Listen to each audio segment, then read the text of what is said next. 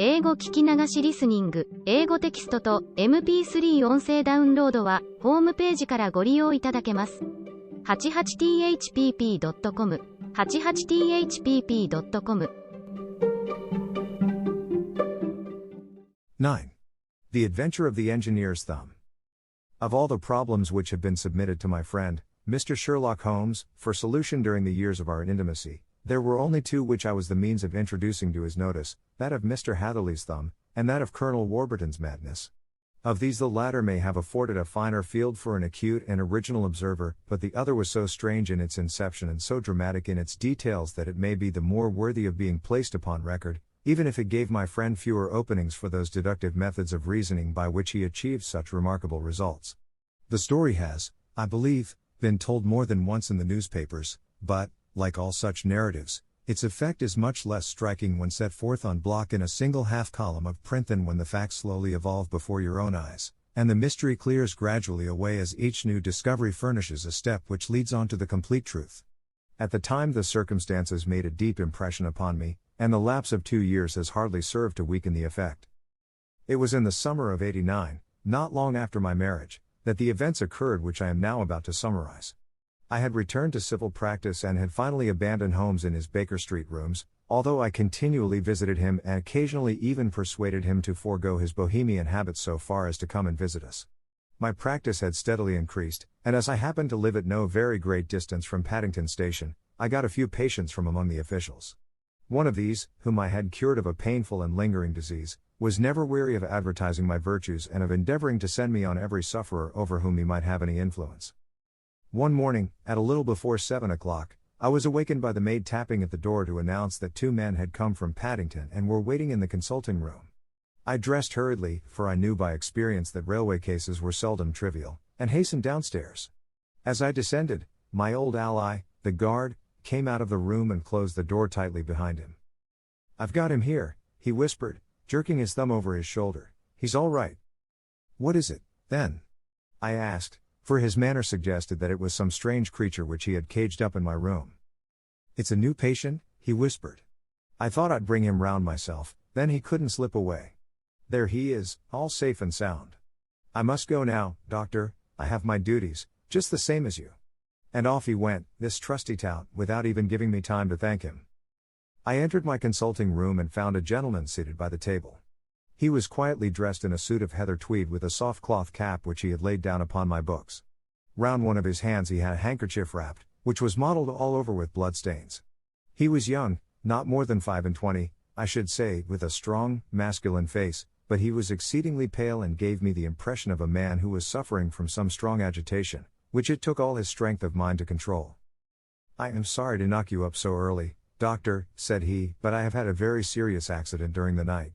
I came in by train this morning, and on inquiring at Paddington as to where I might find a doctor, a worthy fellow very kindly escorted me here.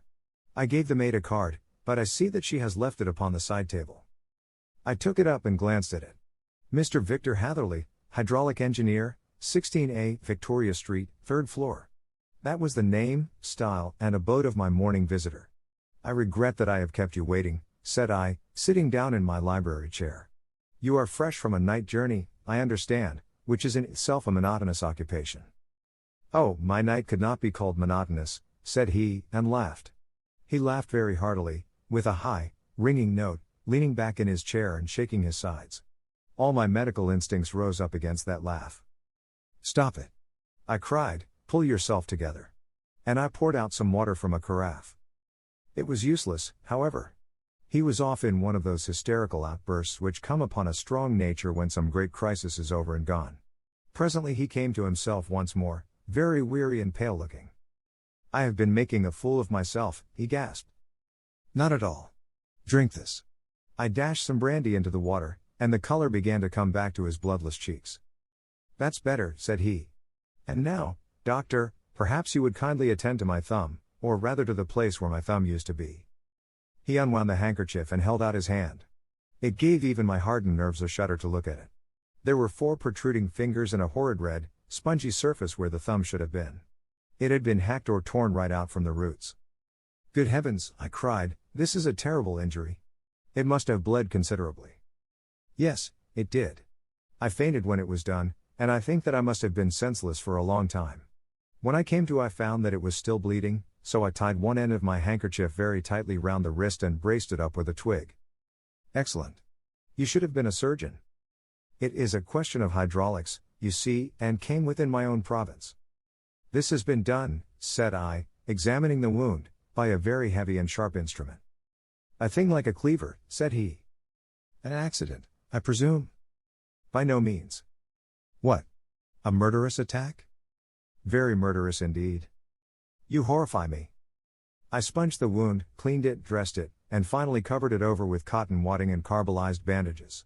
He lay back without wincing, though he bit his lip from time to time. How is that? I asked when I had finished. Capital. Between your brandy and your bandage, I feel a new man. I was very weak, but I have had a good deal to go through. Perhaps you had better not speak of the matter. It is evidently trying to your nerves. Oh, no, now. I shall have to tell my tale to the police, but, between ourselves, if it were not for the convincing evidence of this wound of mine, I should be surprised if they believed my statement, for it is a very extraordinary one, and I have not much in the way of proof with which to back it up, and, even if they believe me, the clues which I can give them are so vague that it is a question whether justice will be done. Ha! Cried I, if it is anything in the nature of a problem which you desire to see solved, I should strongly recommend you to come to my friend, Mr. Sherlock Holmes, before you go to the official police. Oh, I have heard of that fellow, answered my visitor, and I should be very glad if he would take the matter up, though of course I must use the official police as well. Would you give me an introduction to him? I'll do better. I'll take you round to him myself. I should be immensely obliged to you. We'll call a cab and go together. We shall just be in time to have a little breakfast with him. Do you feel equal to it? Yes, I shall not feel easy until I have told my story. Then my servant will call a cab, and I shall be with you in an instant. I rushed upstairs, explained the matter shortly to my wife, and in 5 minutes was inside a hansom, driving with my new acquaintance to Baker Street. Sherlock Holmes was, as I expected, lounging about his sitting room in his dressing gown, reading the agony column of the Times and smoking his before-breakfast pipe, which was composed of all the plugs and dottles left from his smokes of the day before, all carefully dried and collected on the corner of the mantelpiece. He received us in his quietly genial fashion, ordered fresh rashers and eggs, and joined us in a hearty meal. When it was concluded, he settled our new acquaintance upon the sofa, placed a pillow beneath his head, and laid a glass of brandy and water within his reach. It is easy to see that your experience has been no common one, Mr. Hatherley, said he. Pray, lie down there and make yourself absolutely at home. Tell us what you can, but stop when you are tired and keep up your strength with a little stimulant. Thank you, said my patient, but I have felt another man since the doctor bandaged me, and I think that your breakfast has completed the cure. I shall take up as little of your valuable time as possible, so I shall start at once upon my peculiar experiences. Holmes sat in his big armchair with a weary, heavy-lidded expression which veiled his keen and eager nature, while I sat opposite to him, and we listened in silence to the strange story which our visitor detailed to us. You must know, said he, that I am an orphan and a bachelor, residing alone in lodgings in London. By profession I am a hydraulic engineer, and I have had considerable experience of my work during the 7 years that I was apprentice to Venner and Matheson, the well-known firm, of Greenwich. 2 years ago, having served my time, and having also come into a fair sum of money through my poor father's death, I determined to start in business for myself and took professional chambers in Victoria Street. I suppose that everyone finds his first independent start in business a dreary experience. To me it has been exceptionally so. During 2 years I have had 3 consultations and 1 small job, and that is absolutely all that my profession has brought me. My gross takings amount to £27.10. Every day, from 9 in the morning until 4 in the afternoon, I waited in my little den, until at last my heart began to sink, and I came to believe that I should never have any practice at all.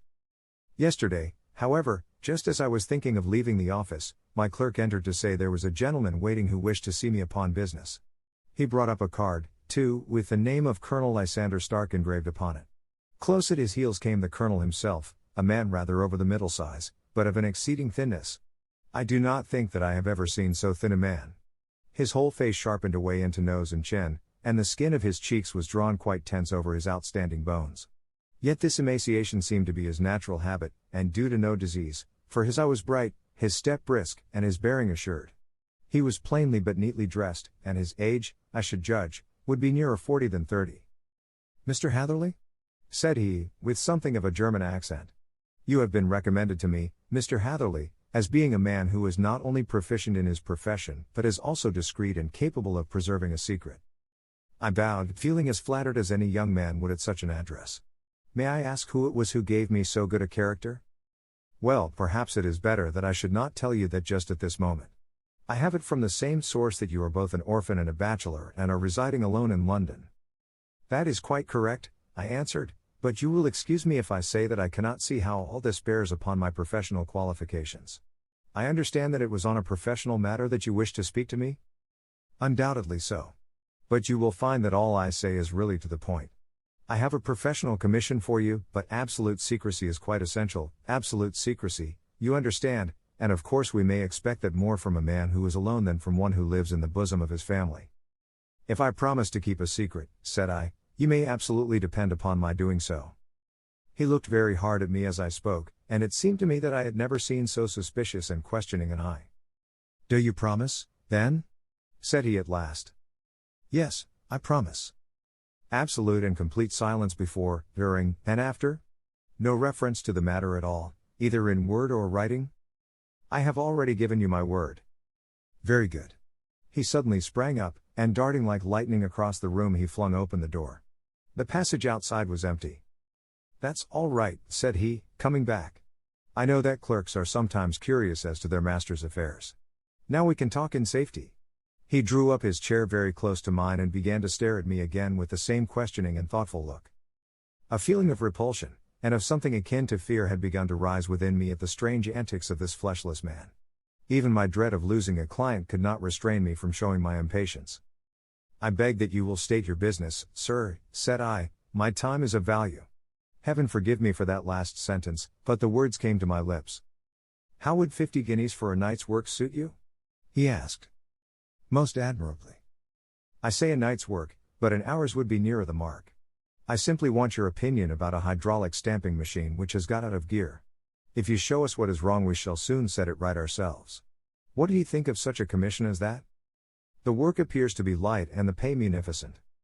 Precisely so. We shall want you to come tonight by the last train. Where to? To Iford, in Berkshire. It is a little place near the borders of Oxfordshire, and within 7 miles of Reading. There is a train from Paddington which would bring you there at about 11:15. Very good. I shall come down in a carriage to meet you. There is a drive, then? Yes, our little place is quite out in the country. It is a good 7 miles from Iford station. Then we can hardly get there before midnight. I suppose there would be no chance of a train back. I should be compelled to stop the night. Yes, we could easily give you a shakedown. That is very awkward. Could I not come at some more convenient hour? We have judged it best that you should come late. It is to recompense you for any inconvenience that we are paying to you, a young and unknown man, a fee which would buy an opinion from the very heads of your profession. Still, of course, if you would like to draw out of the business, there is plenty of time to do so. I thought of the 50 guineas, and of how very useful they would be to me. Not at all, said I shall be very happy to accommodate myself to your wishes. I should like, however, to understand a little more clearly what it is that you wish me to do. Quite so. It is very natural that the pledge of secrecy which we have exacted from you should have aroused your curiosity. I have no wish to commit you to anything without your having it all laid before you. I suppose that we are absolutely safe from eavesdroppers? Entirely. Then the matter stands thus. You are probably aware that Fuller's Earth is a valuable product, and that it is only found in 1 or 2 places in England? I have heard so. Some little time ago I bought a small place, a very small place, within 10 miles of Reading. I was fortunate enough to discover that there was a deposit of Fuller's Earth in one of my fields. On examining it, however, I found that this deposit was a comparatively small one, and that it formed a link between 2 very much larger ones upon the right and left, both of them, however, in the grounds of my neighbors. These good people were absolutely ignorant that their land contained that which was quite as valuable as a gold mine. Naturally, it was to my interest to buy their land before they discovered its true value, but unfortunately I had no capital by which I could do this. I took a few of my friends into the secret, however, and they suggested that we should quietly and secretly work our own little deposit and that in this way we should earn the money which would enable us to buy the neighboring fields. This we have now been doing for some time, and in order to help us in our operations we erected a hydraulic press. This press, as I have already explained, has got out of order, and we wish your advice upon the subject. We guard our secret very jealously, however, and if it once became known that we had hydraulic engineers coming to our little house, it would soon rouse inquiry, and then, if the facts came out, it would be goodbye to any chance of getting these fields and carrying out our plans. That is why I have made you promise me that you will not tell a human being that you are going to Iford tonight. I hope that I make it all plain? I quite follow you, said I. The only point which I could not quite understand was what use you could make of a hydraulic press in excavating fuller's earth, which, as I understand, is dug out like gravel from a pit. Ah, said he carelessly, we have our own process. We compress the earth into bricks, so as to remove them without revealing what they are. But that is a mere detail. I have taken you fully into my confidence now, Mr. Hatherley, and I have shown you how I trust you. He rose as he spoke. I shall expect you, then, at Iford at 11:15. I shall certainly be there. And not a word to a soul. He looked at me with a last long, questioning gaze, and then, pressing my hand in a cold, dank grasp, he hurried from the room. Well, when I came to think it all over in cool blood, I was very much astonished, as you may both think, at this sudden commission which had been entrusted to me. On the one hand, of course, I was glad, for the fee was at least tenfold what I should have asked had I set a price upon my own services, and it was possible that this order might lead to other ones. On the other hand, the face and manner of my patron had made an unpleasant impression upon me, and I could not think that his explanation of the fuller's earth was sufficient to explain the necessity for my coming at midnight, and his extreme anxiety lest I should tell anyone of my errand.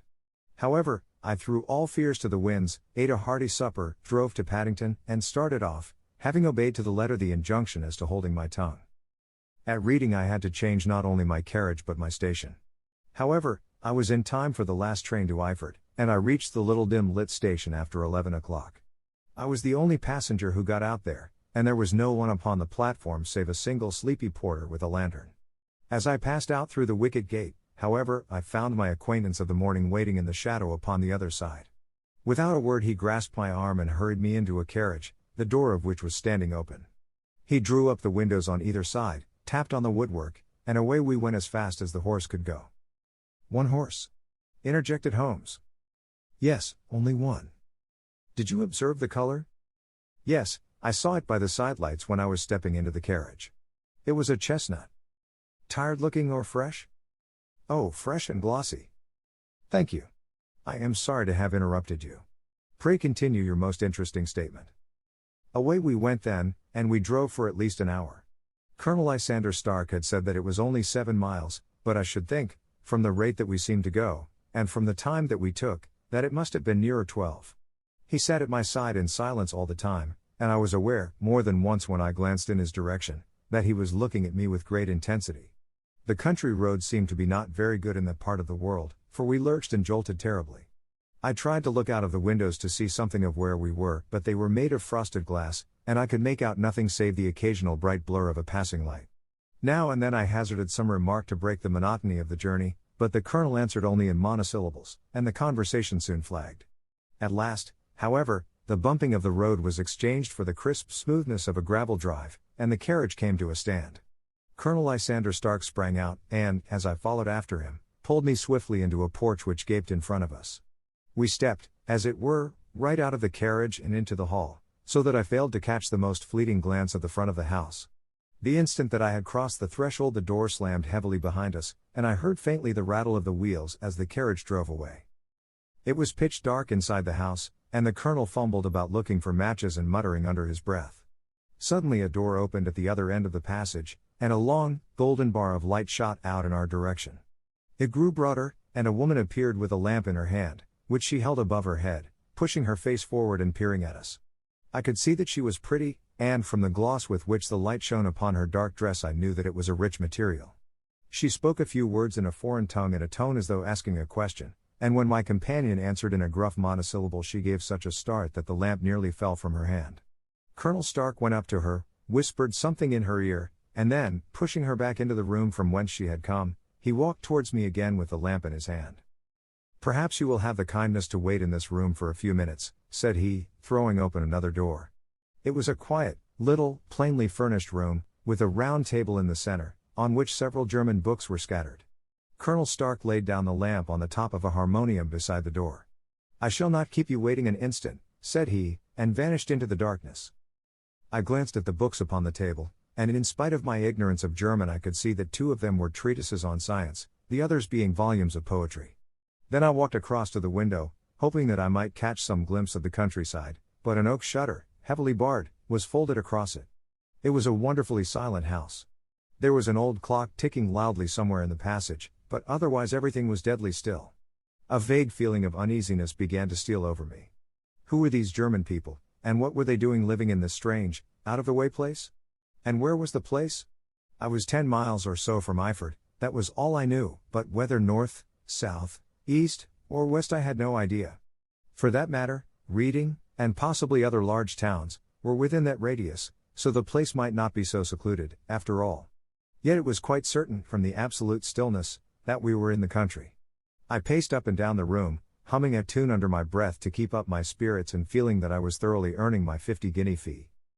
Suddenly, without any preliminary sound in the midst of the utter stillness, the door of my room swung slowly open. The woman was standing in the aperture, the darkness of the hall behind her, the yellow light from my lamp beating upon her eager and beautiful face. I could see at a glance that she was sick with fear, and the sight sent a chill to my own heart. She held up one shaking finger to warn me to be silent, and she shot a few whispered words of broken English at me, her eyes glancing back, like those of a frightened horse, into the gloom behind her. "I would go," said she, trying hard, as it seemed to me, to speak calmly. "I would go. I should not stay here. There is no good for you to do." "But, madam," said I have not yet done what I came for. I cannot possibly leave until I have seen the machine." "It is not worth your while to wait," she went on. "You can pass through the door, no one hinders." And then, seeing that I smiled and shook my head, she suddenly threw aside her constraint and made a step forward, with her hands wrung together. "For the love of heaven," she whispered, "get away from here before it is too late." But I am somewhat headstrong by nature, and the more ready to engage in an affair when there is some obstacle in the way.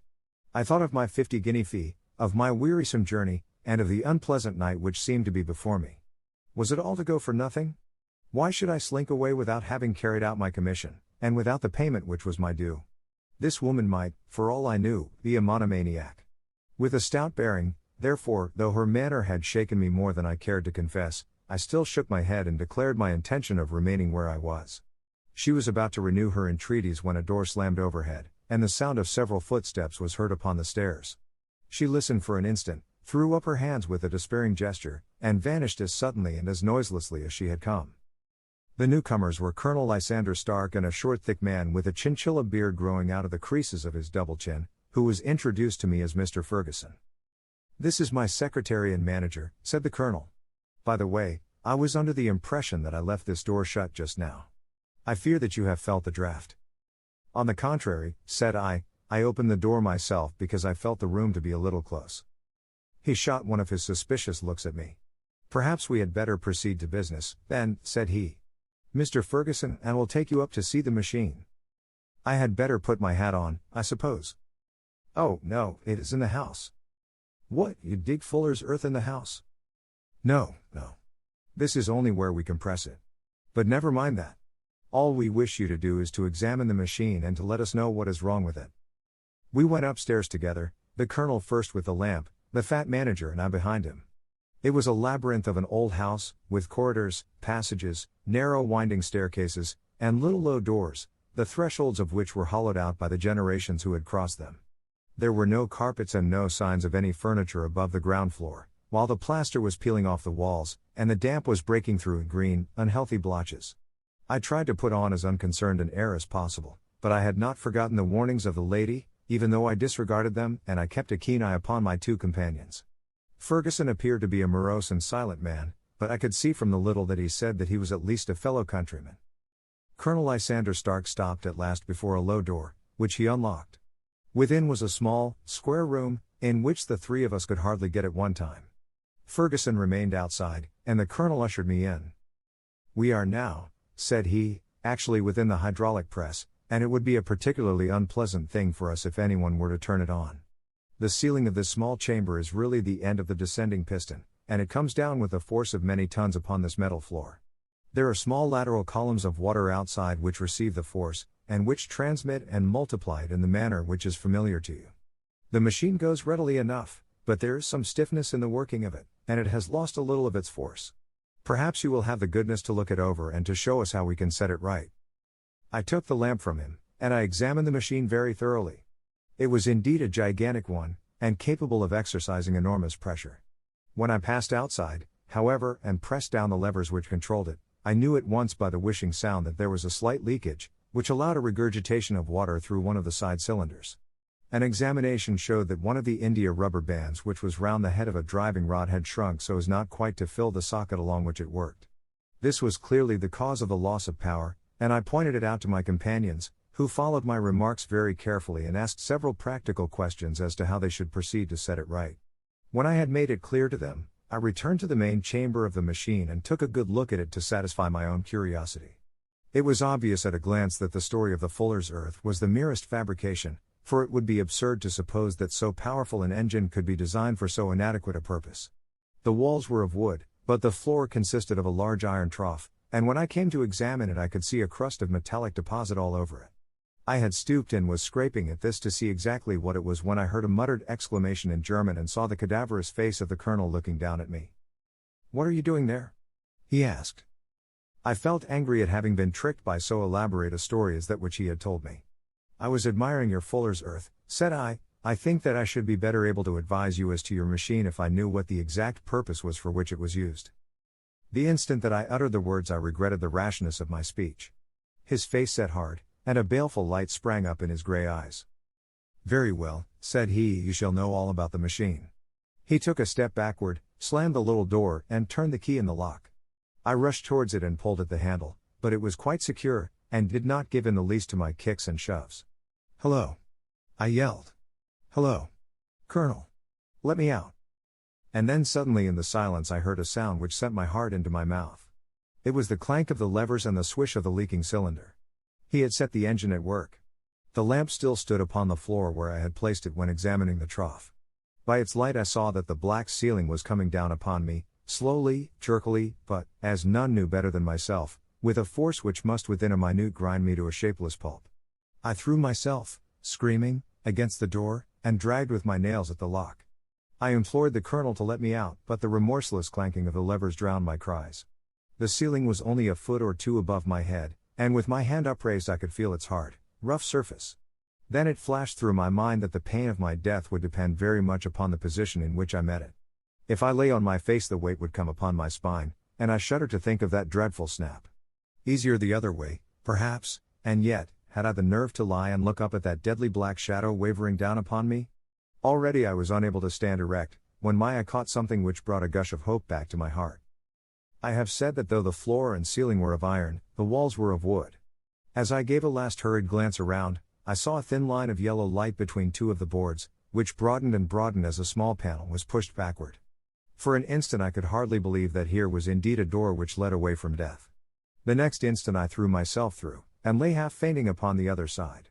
The panel had closed again behind me, but the crash of the lamp, and a few moments afterwards the clang of the two slabs of metal, told me how narrow had been my escape. I was recalled to myself by a frantic plucking at my wrist, and I found myself lying upon the stone floor of a narrow corridor, while a woman bent over me and tugged at me with her left hand, while she held a candle in her right. It was the same good friend whose warning I had so foolishly rejected. "Come! Come!" she cried breathlessly. "They will be here in a moment. They will see that you are not there. Oh, do not waste the so precious time, but come." This time, at least, I did not scorn her advice. I staggered to my feet and ran with her along the corridor and down a winding stair. The latter led to another broad passage, and just as we reached it we heard the sound of running feet and the shouting of two voices, one answering the other from the floor on which we were and from the one beneath. My guide stopped and looked about her like one who is at her wit's end. Then she threw open a door which led into a bedroom, through the window of which the moon was shining brightly. "It is your only chance," said she. "It is high, but it may be that you can jump it." As she spoke a light sprang into view at the further end of the passage, and I saw the lean figure of Colonel Lysander Stark rushing forward with a lantern in one hand and a weapon like a butcher's cleaver in the other. I rushed across the bedroom, flung open the window and looked out. How quiet and sweet and wholesome the garden looked in the moonlight, and it could not be more than 30 feet down. I clambered out upon the sill, but I hesitated to jump until I should have heard what passed between my savior and the ruffian who pursued me. If she were ill-used, then at any risks I was determined to go back to her assistance.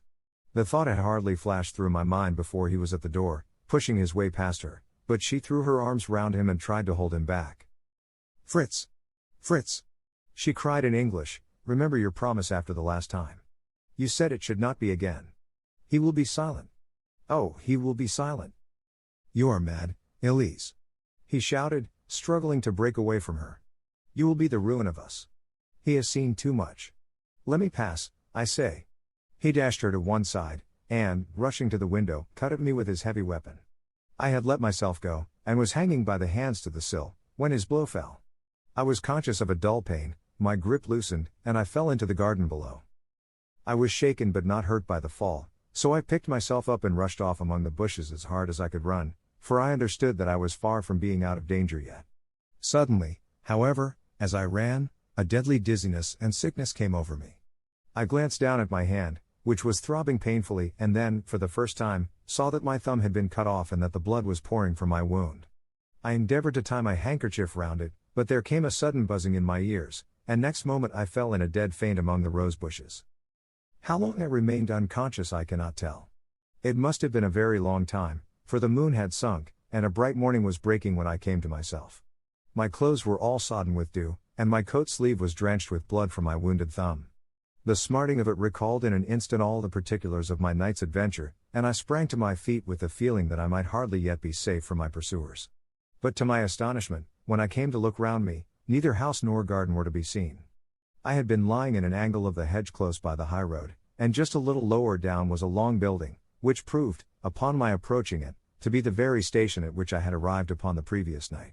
Were it not for the ugly wound upon my hand, all that had passed during those dreadful hours might have been an evil dream. Half dazed, I went into the station and asked about the morning train. There would be one to Reading in less than an hour. The same porter was on duty, I found, as had been there when I arrived. I inquired of him whether he had ever heard of Colonel Lysander Stark.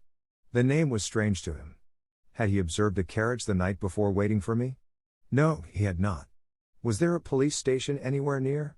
There was one about 3 miles off. It was too far for me to go, weak and ill as I was.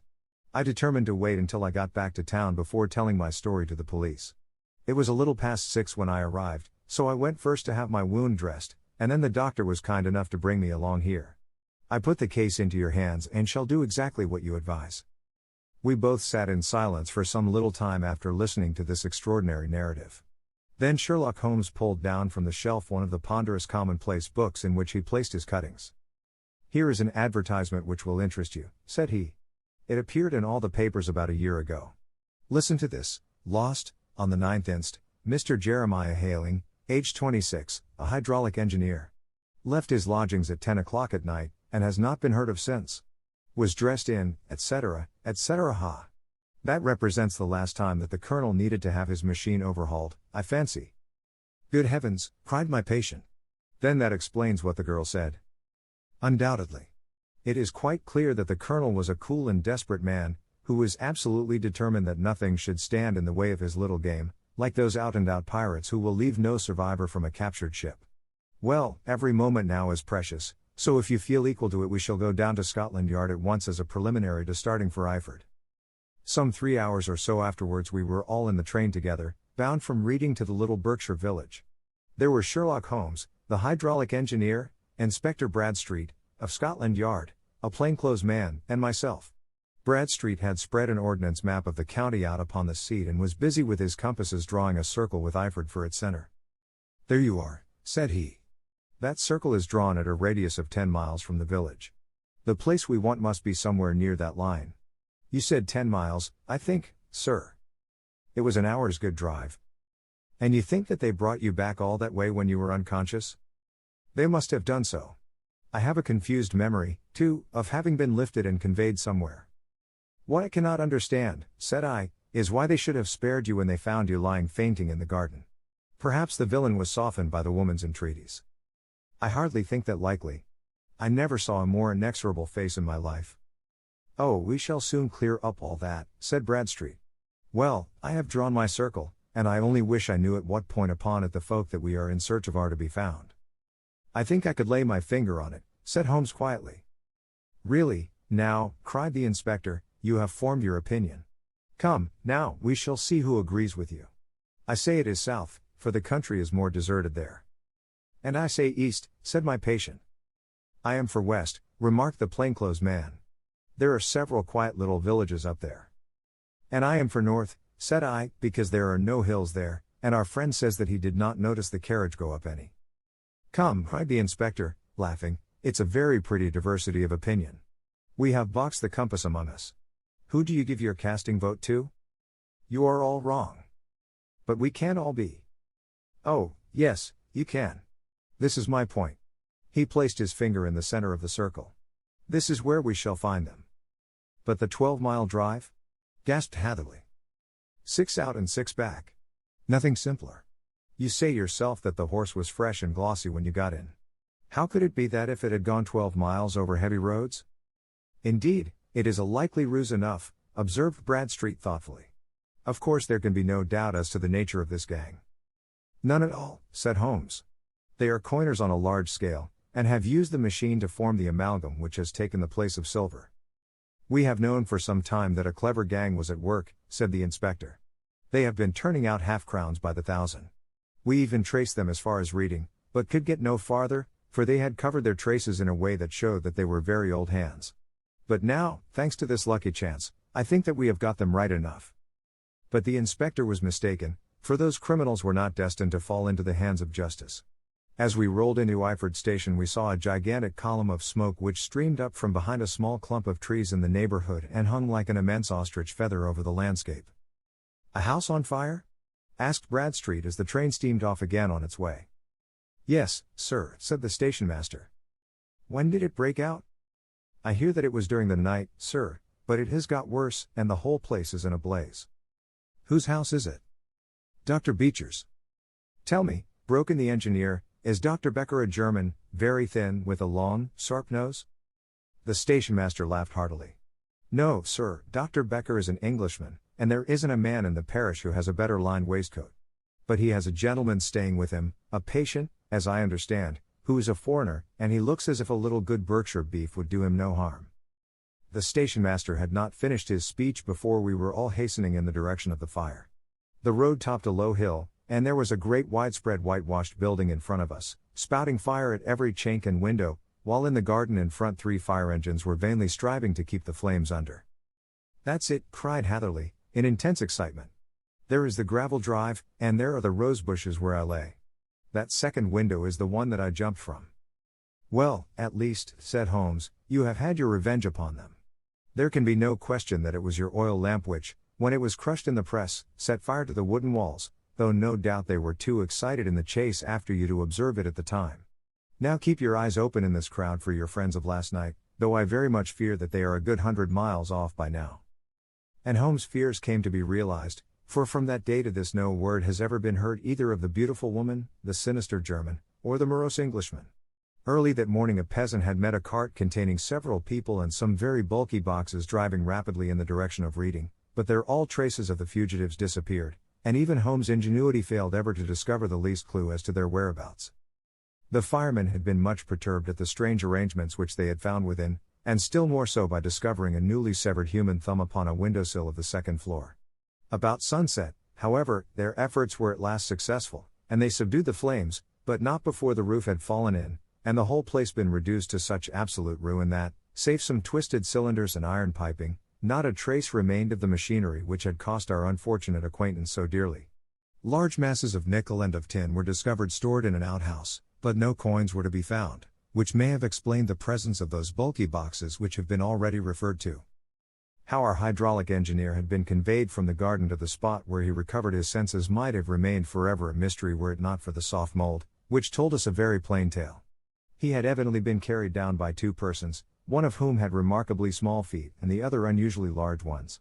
On the whole, it was most probable that the silent Englishman, being less bold or less murderous than his companion, had assisted the woman to bear the unconscious man out of the way of danger. Well, said our engineer ruefully as we took our seats to return once more to London, it has been a pretty business for me. I have lost my thumb and I have lost a 50-guinea fee, and what have I gained? Experience, said Holmes, laughing. Indirectly it may be of value, you know, You have only to put it into words to gain the reputation of being excellent company for the remainder of your existence. 物語の続きは、ホームページからお聞きいただけます。また、テキスト、MP3 ダウンロードも合わせてご利用ください。